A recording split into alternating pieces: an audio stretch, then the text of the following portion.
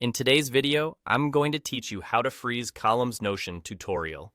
If you've ever scrolled through a wide Notion table and lost track of the key details you care about, freezing a column is the simple fix. Freezing keeps an important column, like name or status, locked in place on the left, while you scroll horizontally through the rest of your data.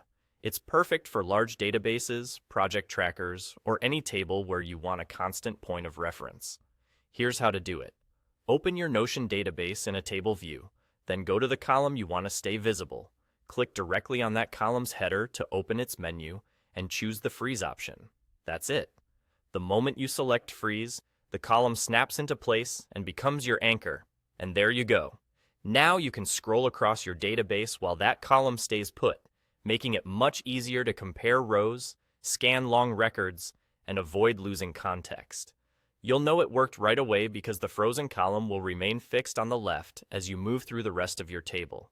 Try it with a column that identifies each row clearly, such as a title, a status, or an owner field.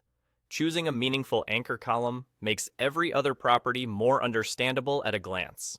A few quick tips to make the most of it. Freezing a column is view-specific, which means the setting applies to the current database view you're using. If you switch to another view, like a different table layout or a saved filter, you can set a frozen column independently there too.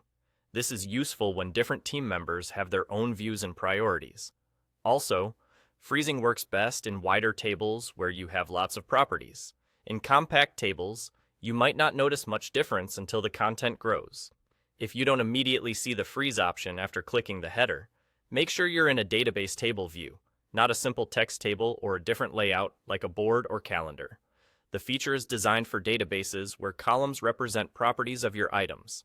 Once your column is frozen, keep working as usual. Filter, sort, group, and resize columns as needed.